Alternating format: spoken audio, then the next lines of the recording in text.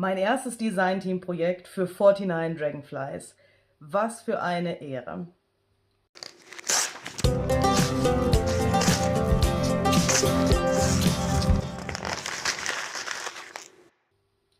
Hallo ihr Lieben, ich bin's mal wieder, Luise Heinzel, heute hier mit einem ganz besonderen Video bzw. einem ganz besonderen Journal. Dieses Journal hier habe ich nämlich gemacht als erstes Design-Team-Projekt für 49 Dragonflies. Ich fühle mich mehr als geehrt, in diesem Design-Team Mitglied sein zu dürfen. Dieses Design-Team ist jetzt ganz neu. Die Barbara hat das vor kurzem erst ins Leben gerufen und ich habe die große Ehre, sagen zu können, dass ich eines dieser Mitglieder bin. Und ja, deswegen habe ich mir hier mal sowas ausgedacht, was mein erstes Design-Team-Projekt ist. Ich möchte das in diesem Video gerne so machen, dass ich euch zuerst ein bisschen was über dieses Journal erzähle, vor allen Dingen das, was hier drin ist. Und im zweiten Teil des Videos zeige ich euch dann ganz genau, wie ich dieses Cover hier gestaltet habe. Ja, die Barbara hat, wie gesagt, seit einiger Zeit einen Online-Shop für digitales Papier. Ihr könnt in ihrem Shop ganz viele Ephemera-Teile kaufen. Ich sage euch später noch ein bisschen was genauer dazu, welche Teile hier genau aus ihrem Shop sind. Und sie hat aber auch Hintergrundseiten, also Seiten, die man zum Beispiel für Signaturen für ein Journal benutzen kann. Ich habe mir jetzt überlegt, ich möchte gerne ein Journal haben, in dem ich schöne Sprüche aufschreiben kann. Ihr kennt vielleicht dieses Problem, dass man sagt, okay, ich möchte gerne eine Mixed-Media-Seite machen und ich brauche jetzt dafür einen Spruch. Oder ich habe eine Junk-Journal-Seite und ich möchte da gerne irgendwie so eine kleine Überschrift haben, aber das muss eine besondere Überschrift sein. Manchmal liest man auch irgendwo Sprüche und denkt sich, boah, den muss ich mir unbedingt merken, weil den könnte ich vielleicht mal für eines meiner Projekte benutzen. Den könnte ich vielleicht mal auf einen Tag draufschreiben oder so.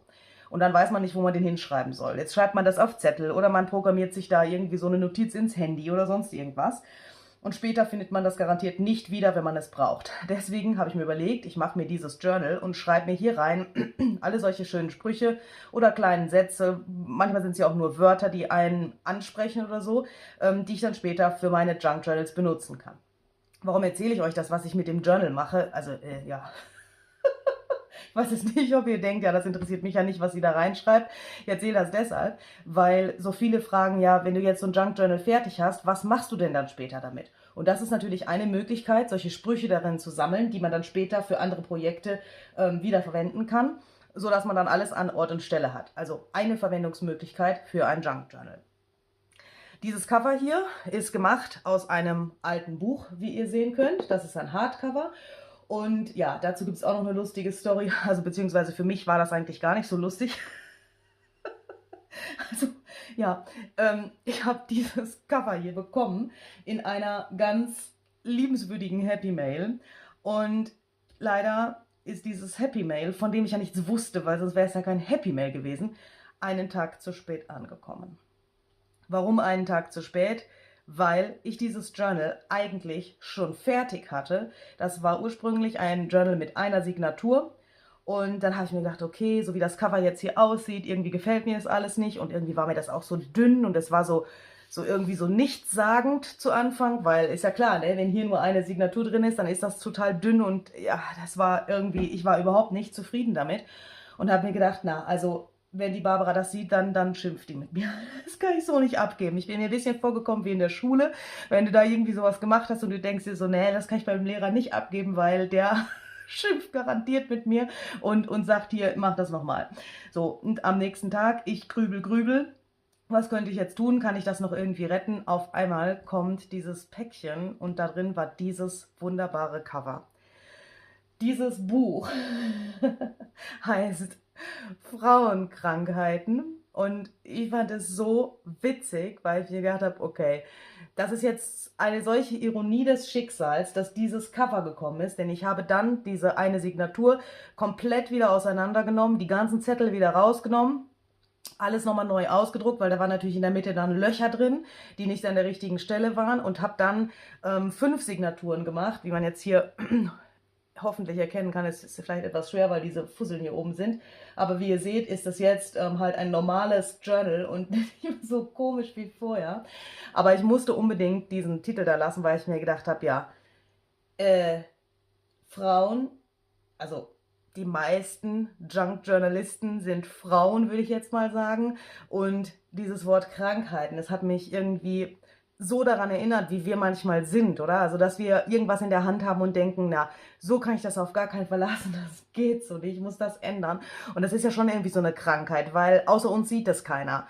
Vielleicht, wenn ich dieses ein Signatur-Journal hier gezeigt hätte, dann hättet ihr gesagt, oh, das schaut ja schön aus, was hast du für ein Problem, das ist doch schön, oder? Ihr hättet das vielleicht gar nicht gemerkt. Und insofern ist es für mich schon so eine gewisse Art von Krankheit, dass man versucht, das natürlich irgendwie schön zu machen und perfekt zu machen. Und ich möchte natürlich auch, dass die Barbara sich denkt, okay, das ist ein cooles Projekt, so, ne? Also, ja, deswegen habe ich den Titel hier so gelassen. Und interessant ist, dass hier unten steht Wien und Leipzig und dann da unten vermutlich der Verlag. Und die Barbara kommt ja aus Wien. Und deswegen fand ich das ganz witzig, dass es hier steht, zufälligerweise. Und deswegen habe ich es so gelassen und es wird auch so bleiben. Also daran werde ich nichts mehr verändern. Ja, ich zeige euch mal das Innere und hier könnt ihr auch schon sehen, erstens, dass das hier definitiv so, wie es jetzt innen ist, noch nicht fertig ist. Ihr seht schon, hier ist das alles noch so ein bisschen nackt und so weiter. Aber ich wollte euch gerne zuerst einmal dieses Journal ganz leer zeigen, sodass ihr einen Eindruck bekommt, was ihr in Barbaras Shop erwarten könnt, wenn ihr dort einkaufen geht. Ja, also, ich habe hier einige Papiere aus meinem Vorrat sozusagen gemischt mit den Papieren, die sie in ihrem Shop hat. Natürlich nicht allen, ich habe mir da so ein paar ausgesucht. Aber ich habe mir Papiere ausgesucht aus ganz unterschiedlichen Sets. Also zum Beispiel dieses hier und dieses hier sind aus unterschiedlichen Sets. Aber wie ihr sehen könnt, passt das ganz hervorragend zusammen. Sie hat eigentlich sehr viele Hintergrundpapiere, die sehr gut zusammenpassen. Das ist zum Beispiel auch aus ihrem Shop. Das kann man auch sehr gut kombinieren mit zum Beispiel solchen Landkarten, Musikpapier oder anderen Papieren. Wie ihr seht, passt das farblich sehr schön zusammen. Sie hat sehr viele so Naturtöne, also wer so ein bisschen, sagen wir mal, ich will nicht sagen Vintage, weil für mich ist das eine Mischung aus Vintage und modern, weil diese kleinen Blumen, die hier unten sind, ich zeige euch das mal kurz ein bisschen näher, die sind ja schon sagen wir mal, etwas moderner angehaucht. Und ich finde das eine richtig, richtig schöne Kombination, wie sie das auf ihrem Papier zusammengestellt hat. Wenn ihr Barbaras Shop besuchen möchtet und wenn ihr euch dort vielleicht ein paar Papiere aussuchen wollt oder Ephemera zum Ausdrucken, dann habe ich da einen heißen Tipp für euch. Die Barbara war nämlich so nett und hat einen sogenannten Code eingerichtet. Also wenn ihr dieses Video seht und ihr denkt euch, oh, das ist aber schönes Papier, dieses hier zum Beispiel oder dieses hier zum Beispiel ist auch aus ihrem Shop und ihr denkt, oh, das möchte ich auch haben, ich möchte mir auch ein Journal daraus machen, dann könnt ihr mal bitte unten in die Infobox klicken. Dort habe ich euch Barbaras Shop verlinkt und dort habe ich euch auch einen Code aufgeschrieben, den ihr eintippen könnt, wenn ihr in ihrem Shop etwas bestellen wollt. Denn dann bekommt ihr ein bisschen Rabatt und ja, könnt euch vielleicht ein paar mehr Artikel aussuchen, wenn ihr möchtet. Also ja, unbedingt bitte den Code benutzen, wenn ihr dort etwas bestellen wollt. Die ganzen Informationen habe ich euch unten in der Infobox aufgeschrieben. Einfach auf den kleinen Pfeil da neben dem Video klicken, dann klappt die Box unten auf und ihr könnt euch das alles in Ruhe da durchlesen. Da brauche ich hier keinen Roman zu erzählen. Das Papier hier zum Beispiel ist auch aus ihrem Shop und ich finde das so cool, weil das schaut ein bisschen so aus, als wenn das, als wenn das ursprünglich mal irgendwie so eine Tischdecke oder sowas gewesen ist. Ich hoffe, ihr könnt das sehen. Das ist wie so ein gewebter Stoff und das schaut richtig schön aus in Kombination mit vielen Dingen, aber besonders finde ich in Kombination mit so einem Jellyprint.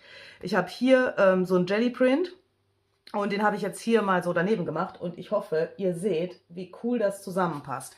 Und ich finde auch, dadurch, dass viele ihrer Hintergrundseiten in so Beige-Tönen relativ neutral gehalten sind, so wie das hier zum Beispiel auch, passt relativ viel andersfarbiges Papier dazu. Also zum Beispiel sowas Neutrales oder eben auch, wie schon gesagt, solche etwas krasseren Farben. Das hier zum Beispiel ist so Notenpapier, das ist auch aus ihrem Shop. Das könnte man zum Beispiel jetzt hier auch ganz gut kombinieren. Und ich habe versucht jetzt hier so eine richtig wilde Mischung zu machen. Also ich habe zwar für meine Papiere zum Aufschreiben neutrales Papier verwendet, wie ihr hier sehen könnt, aber ich habe nicht immer das gleiche Papier genommen. Also ich habe hier sowas Helles, bisschen was Dunkleres, dann hier ein bisschen wieder sowas Kaffee gefärbtes oder vielleicht Tee. Ich weiß nicht ganz genau, das habe ich auch in einer Happy Mail bekommen. Das sieht jetzt mir nicht so aus wie Kaffee.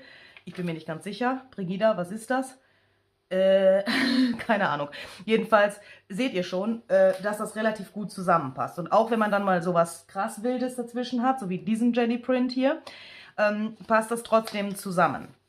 Und das finde ich das Gute daran, denn diese Papiere in ihrem Shop, die sind wirklich alle so vielseitig, dass man das im Grunde genommen mit allem kombinieren kann, was man sich nur so vorstellen kann. Ja, was soll ich sagen? Ich bin begeistert und ich hoffe, ihr werdet diesen Shop besuchen und euch vielleicht das ein oder andere bestellen. Wie ihr seht, habe ich das hier an den Rändern ziemlich stark gerissen. Also ursprünglich war das natürlich mal ein rechteckiges Stück Papier. Also das alles hier ist auch aus ihrem Shop, das erkennt ihr jetzt sicherlich wieder. Das sind die passenden Seiten zu denen davor. Ursprünglich war das natürlich mal auf DIN A4 ausgedruckt. Und dann habe ich das aber so gerissen. Das hat zwei Gründe. Erstens, als ich den ganzen Kladderadatsch nochmal ausgedruckt habe, nachdem ich das Journal auseinandergenommen hatte, habe ich vergessen, bei meinem Drucker einzustellen, dass er mir das bitte randlos druckt. Und jetzt hatte ich diesen weißen Rand hier und ich hatte keinen Bock, ganz ehrlich, ich hatte keinen Bock, das abzuschneiden. Normalerweise kann man das ja randlos drucken. Und weil ich etwas genervt war aufgrund dieser Tatsache, dass ich das Journal nochmal auseinandernehmen musste oder wollte, deswegen habe ich gedacht, okay, jetzt nimmst du dir einfach ein Lineal und reißt das hier an den Rändern ab. Und dann habe ich mir auch gedacht, ich möchte es wirklich auch junkig haben und warum soll man dann immer diese geraden Ränder haben? Und es hat noch einen Grund, nämlich den, dass ich jetzt, glaube ich, 4 oder 5 Mal in unserer Gruppe Junk Journal Deutsch auf Facebook gelesen habe mit Fotos. Hallo hier, ich brauche Hilfe, meine Seiten sind so ungleichmäßig, kann ich das so lassen? Und diese Frage ist mir nicht mehr aus dem Kopf gegangen, weil ich mir gedacht habe, es ist dein Journal, mach bitte, was du möchtest. Und wenn du das abreißen willst oder wenn du das hier unten abreißen willst und hier ist es relativ gerade oder da oben ist vielleicht die Originalkante, dann bitte, um alles in der Welt, mach das einfach so. Also das ist jetzt für mich auch nochmal so, ja, wie soll ich sagen, so eine kleine Antwort auf eben diese Frage. Auch zum Beispiel die Kombination aus einer normalen Kante, so wie diesem hier, das hatte ich nämlich später dann erst ausgedruckt, das ist auch aus Barbaras Shop. Hier ist das randlos gedruckt, das heißt, ich habe hier nichts zum Abschneiden gehabt und habe dann diese Blätter einfach so gelassen. Und wenn ihr das jetzt euch anschaut und das geht hier so drüber, dann finde ich, schaut es total schön aus, wenn das hier so unterschiedlich ist. Wenn das hier gerissen ist und das dahinter ist wieder gerade. Das macht das ganze Journal meiner Meinung nach wesentlich interessanter, als wenn alles gleichmäßig aussieht. Als wenn alles gleichmäßig gerissen ist oder gleichmäßig geschnitten. Ich könnte mir zum Beispiel sehr gut vorstellen, dass ich hier auf so einer Seite, die, sagen wir mal, in Anführungsstrichen ordentlich aussieht, hier mit diesen Rändern, dass ich da vielleicht eher etwas Schönes stemple, was dann auch sehr akkurat und schön aussieht. Und auf solchen Seiten wie hier könnte man vielleicht eher etwas Abgeranztes machen, etwas vielleicht auch so Handlettering-mäßiges schreiben oder vielleicht auch auf der gegenüberliegenden Seite. Hier ist es ja auch so ein bisschen gerissen, hier ist es eher so ein bisschen wilder und auch die Ränder sind so ein bisschen wilder. Könnte man vielleicht hier die Schrift auch so ein bisschen wilder machen. Da hat man ja Möglichkeiten en masse und im Prinzip ist das ja jedem selbst überlassen, wie er das macht, logischerweise. Ja, so, hier seht ihr jetzt also diese wunderschönen Papiere. Und was ich auch richtig cool finde, ist, ich habe hier so einen Briefumschlag, den habe ich jetzt mal an dieser Stelle hier eingebunden, weil ich musste ihn ja irgendwo einbinden, also für irgendeine Stelle musste ich mich entscheiden.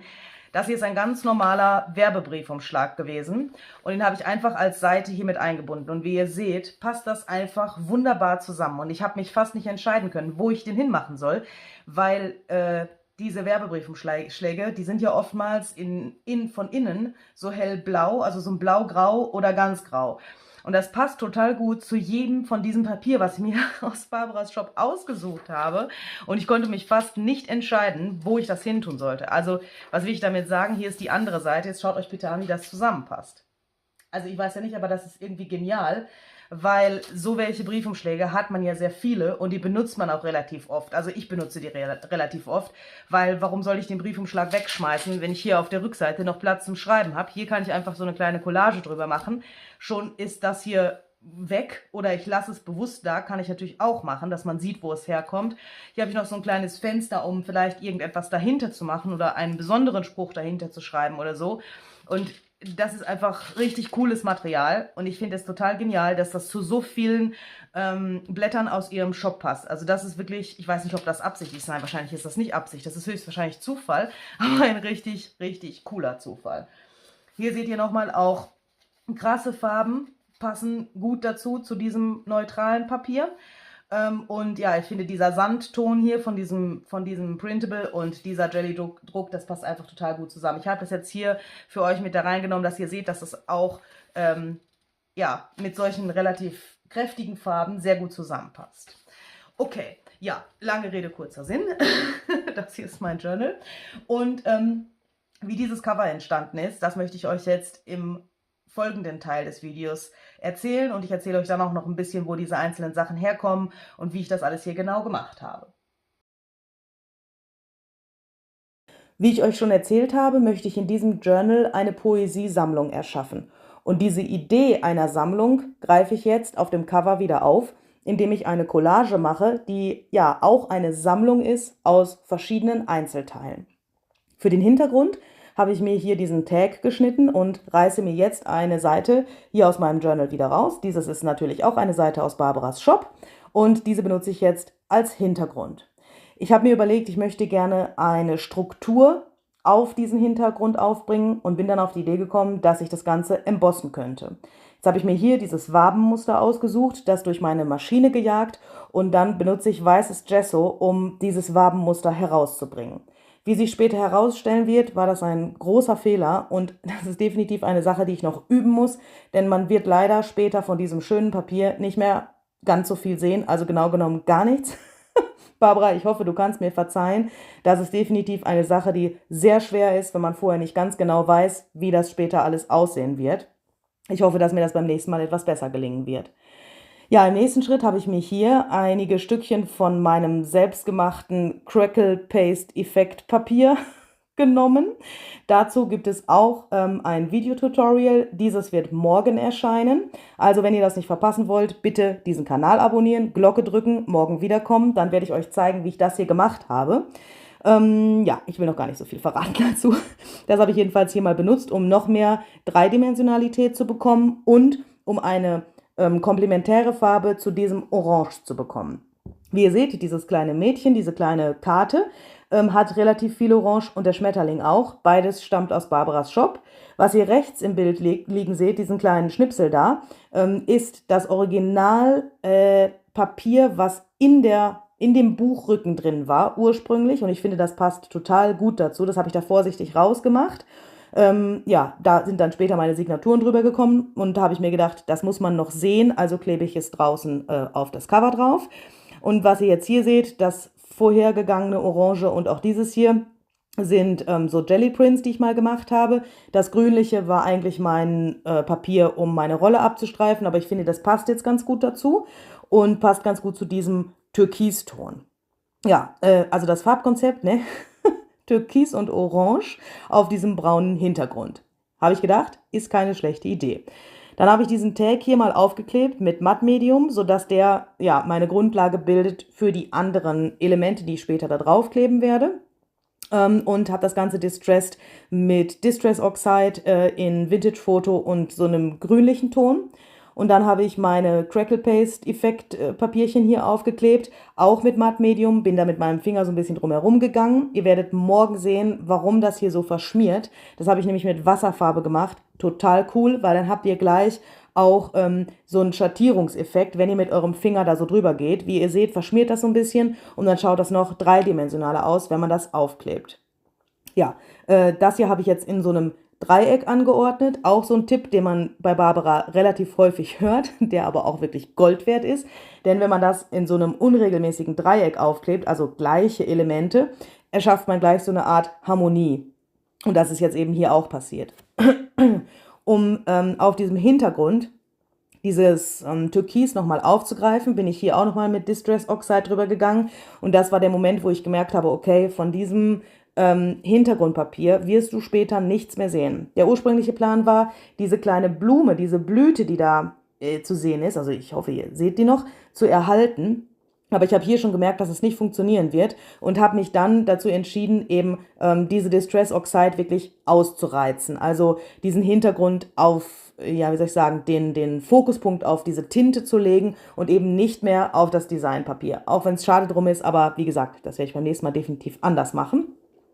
Das Ganze habe ich dann, ja, wie soll ich sagen, oxidieren lassen oder wie sagt man da? Ihr seht hier den Effekt, den das macht, wenn man da Wasser drauf spritzt, während man das trocknet. Und mit dem weißen Gesso und eben diesem Crackle Paste Papierchen, was ich mir da gemacht habe, schaut das, finde ich, ganz interessant aus. Und dieses gecrackelte, das ist auch irgendwie für mich wie so eine Art Sammlung, also so eine Sammlung aus vielen Einzelteilen.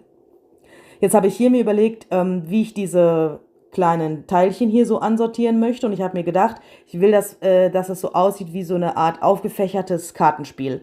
Das war relativ schwierig, denn dieses obere, was ich jetzt da aufklebe, das sollte nicht zu massiv sein. Ich wollte mir natürlich nicht diese Optik von dem hinteren Tag irgendwie zerstören. Und es sollte auch filigran aussehen. Und es müssen natürlich, ja, also was heißt müssen? In meinen Augen mussten jetzt relativ viele Teile dort auftauchen, damit es wirklich wie eine Sammlung aussieht. Das Papier mit dem Mädchen drauf ist aus Barbaras Shop. Die anderen Teile, die ihr da jetzt seht, sind alle aus meiner Sammlung. Dieser Schmetterling hier kommt auch aus Barbaras Shop und die anderen Schmetterlinge, die ich später hinzufügen werde, auch. Die könnt ihr euch da runterladen. Diese Karten könnt ihr dann in beliebiger Größe ausdrucken. Also da sind immer 4 auf einem Papier. Ihr könnt die natürlich auch kleiner ausdrucken und zum Beispiel für ATC-Karten oder sowas benutzen. Das ist auch eine ganz coole Verwendungsmöglichkeit, finde ich. Oder man könnte auch vielleicht so kleine Diarahmen oder sowas damit bestücken. Also die Möglichkeiten mit diesen Bildern etwas zu machen, sind wirklich also nahezu unmöglich. Nahezu unmöglich, ja genau. Nahezu grenzenlos. Was rede ich denn hier eigentlich? Wisst ihr, ich bin ja auch ein bisschen aufgeregt, ne? Weil das ist ja schon auch so eine ziemlich große Ehre, was ich hier tue.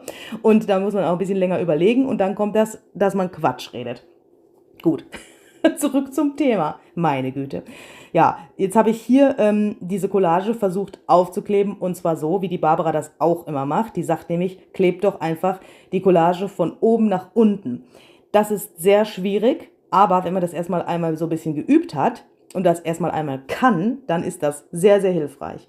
Denn wenn ihr euch das alles so hingelegt habt und ihr müsst das dann wieder runternehmen, weil ihr von unten anfangt, die Teile aufzukleben, dann wisst ihr später nicht mehr, wie ihr das ansortiert habt. Also zumindest ich weiß das nicht mehr. Also ich schätze, es geht euch auch so.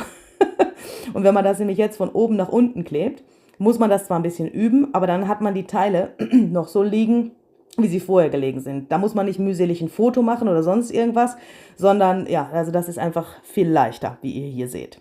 Das habe ich jetzt also alles mal so festgeklebt und dann habe ich gedacht, okay, die Teile, die ich jetzt da hinzugefügt habe, dieses Ticket da unten zum Beispiel, das war jetzt sehr orange für meine Verhältnisse, habe ich gedacht, okay, da musst du später noch was tun, aber als erstes Mal bin ich hier meiner Lieblingsbeschäftigung nachgegangen und habe das alles schattiert. Denn das macht auch noch einen riesengroßen Unterschied, wenn ihr solche Sachen aufklebt und vor allen Dingen, wenn so viel übereinander klebt. Wenn ihr das einfach so lasst, schaut das verhältnismäßig langweilig aus. Wenn ihr das aber schattiert, ja, dann poppt das alles nochmal so ein bisschen mehr aus diesem ganzen Cover raus. Und so bin ich jetzt hier mit einem schwarzen wasserlöslichen Stift drumherum gegangen und habe das mit meinem Wasserpinsel hier alles so ein bisschen verblendet. Und ihr seht schon, das ist jetzt zwar noch feucht, aber auch wenn das getrocknet ist, schaut es richtig schön aus. Und trotz, dass das Cover so dunkel ist, kommt diese Schattierung relativ gut raus. Ich habe diese ganzen digitalen Papiere auf Fotopapier ausgedruckt, also mattes Fotopapier, und zwar 110 Gramm. Da passiert nichts, wenn man da mit Wasser oder Mattmedium oder irgendeiner Art von Tinte oder so drüber geht. Das solltet ihr bitte bedenken, wenn ihr solche digitalen Papiere ausdruckt, also ne, egal von woher, ob jetzt aus Barbaras Shop oder von woanders. Wenn ihr solche Sachen ausdruckt, benutzt bitte einfach mattes Fotopapier. Ihr findet dazu in meinem Blog auch einen Artikel. Ich habe euch den Blog unten auch verlinkt und auch diesen Artikel, da erkläre ich euch, auf welchem Papier ich drucke, sodass man dann später mit Wasserfarben oder mit anderen flüssigen Medien darüber gehen kann, ohne dass irgendwas verschmiert.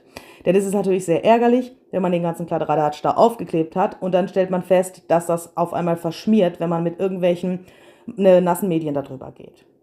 Ja, mir war das alles, ehrlich gesagt, total zu langweilig. Also diese schönen Elemente aus diesen digitalen Papieren sind mir irgendwie in dieser Collage, wie soll ich sagen, so ein bisschen untergegangen. Deswegen habe ich gedacht, ich muss noch hier so ein bisschen mehr Bums reinbringen, indem ich jetzt hier eine weiße Schattierung hinzufüge. Ich hatte das neulich schon mal ausprobiert an einem anderen Projekt. Da ist mir das relativ gut gelungen, glaube ich. Also ich war sehr zufrieden damit. Deswegen habe ich gedacht, okay, jetzt versuchst du das hier nochmal, so eine Mischung zu machen aus einer schwarzen Schattierung in Kombination eben mit diesem Weiß. Es ist etwas friemelig. Damit das Ganze nicht grau wird, muss man natürlich ein bisschen aufpassen, das zwischendurch immer wieder gut trocknen. Entschuldigung. Aber ich finde, dass dieser Schmetterling jetzt viel mehr rauskommt. Denn der Flügel von dem Schmetterling, also der linke Flügel, ist relativ hell. Der Hintergrund, wo dieses Mädchen jetzt da sitzt, ne, also diese Karte, ist relativ dunkel. Wenn ich da nur mit Schwarz schattiere, sieht man auf dem dunklen Untergrund diesen Schatten nicht so gut. Wenn ich aber den mit Weiß verstärke, kommt der Schmetterling trotzdem nochmal raus. Also ne, nicht nur durch seine Farbe, sondern auch durch eben diese doppelte Schattierung, die ich nur mit Schwarz einfach nicht hinkriegen würde. Dieses krasse Orange von dem Ticket habe ich ein bisschen abgedämpft, indem ich da weißes Gesso drüber gegeben habe. Wie ihr seht, passt das jetzt besser zu diesem unteren Streifen von der Karte. Und der Schmetterling, dieser orangene Schmetterling unten links auf der Briefmarke, kommt auch mehr raus, als er vorher rausgekommen ist. Weil jetzt dieses Orange einfach für sich stehen kann, indem dieser Hintergrund so ein bisschen abgedämpft ist. Das könnte man jetzt vielleicht auch machen, indem man vorher da zum Beispiel einen Teebeutel oder sowas drüber klebt. Aber wenn man das erst im Nachhinein merkt, wenn man die Collage im Prinzip schon fertig hat, ist das eine ganz gute Möglichkeit, das mit weißem Gesso zu machen. Dazu sei gesagt, ich habe das natürlich sehr mit Wasser verdünnt. Ihr seht das rechts auf dieser Buchseite. Da habe ich das wirklich sehr stark verdünnt, sodass das einfach nur so eine leichte weiße Schicht ist. Wenn ihr das Gesso pur benutzen würdet, dann würde das natürlich komplett weiß werden. Also da muss man so ein bisschen ausprobieren und vielleicht auf einem so einem Abfallpapier vorher ausprobieren, wie stark die, wie stark das ist. Also ihr könnt da einfach über so eine Buchseite drüber pinseln und dann seht ihr schon, wie stark die Schrift da durchkommt, wenn das trocken ist. Und probiert das vorher aus, bevor ihr euch euer Cover ruiniert. Ich habe jetzt hier einfach noch so ein paar Details hinzugefügt, unter anderem so einen kleinen Schatten da oben an diesem Crackle Paste Effekt Papier. Was für ein Name. Mir ist kein anderer eingefallen. Und jetzt schaut das hoffentlich ziemlich dreidimensional aus. Ich finde auf der rechten Seite diese kleinen Tickets, die ich da noch hinzugefügt habe, die kommen jetzt wirklich so raus, als wären sie in so einem Kartenspiel, aufgefächerten Kartenspiel. Mir war beim unteren Bereich dieses Türkis, was ich im Hintergrund hatte, noch viel zu wenig. Und mir war das Ganze auch noch viel zu wenig abgeranzt. Also ihr wisst, ich stehe so ein bisschen auf so wirklich richtig abgeranzte Sachen. Dinge, die zwar alt, aber gleichzeitig auch künstlerisch alt aussehen. Also wisst ihr, was ich meine? Durch diese grüne Distress Oxide, also dieses Türkis, was ich jetzt auftrage, wird es künstlerisch alt. Also versteht ihr, was ich meine? Könnte mal irgendjemand mir hier antworten? Ja, ich glaube, ihr wisst, was ich meine. Es schaut nicht einfach nur so aus, als wäre es 50 Jahre im Keller gelegen, sondern es schaut so aus, als hätte jemand ja wirklich noch etwas damit gemacht und ist so ein bisschen so aufgepimpt. Und das finde ich auch das Geniale an digitalem Papier und solchen digitalen Elementen, die man sich selber ausdrucken kann, dass man im Prinzip damit machen kann, was man möchte. Man kann das jetzt so verändern, dass es zum eigenen Projekt passt. Wie ihr gesehen habt, war vorher das Orange von dem oberen Schmetterling auch noch viel extremer, aber ich kann das jetzt mit meinen eigenen Medien noch so abwandeln, dass das für mein Projekt passt.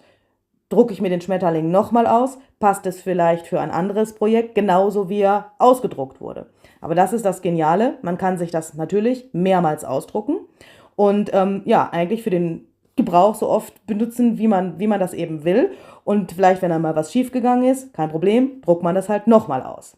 Ich sag ja, geniales Papier, weil digital. So, um dem Ganzen den letzten Schliff zu verleihen, habe ich jetzt hier noch so ein paar weiße Punkte drauf gespritzt. Das habe ich auch einfach mit diesem verdünnten weißen Gesso gemacht, sodass diese Punkte zwar weiß sind, aber später nicht so ganz knallkrass weiß.